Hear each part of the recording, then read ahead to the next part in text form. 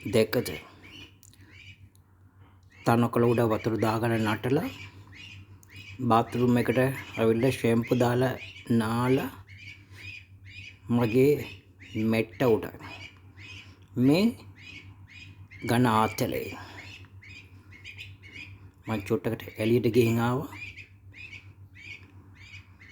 ඔන්න දැන් ඇඳට පැනලා කොහොම හරි ඔන්න මං ආතලෙක ගන්නවා.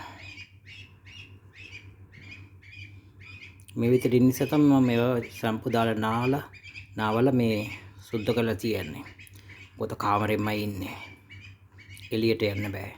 යන්නෙත් නෑ. දෙකේ සුපිරිට මේ හොඳට පිරිසුදුවෙන් ඉන්නේ. ජරා මුකුත් නෑ.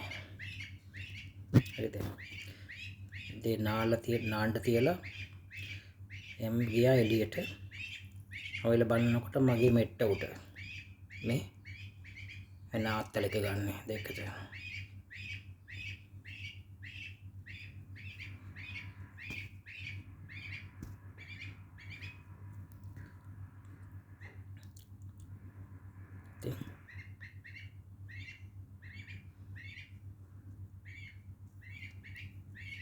මෙන්න මගේ මෙට්ට උඩ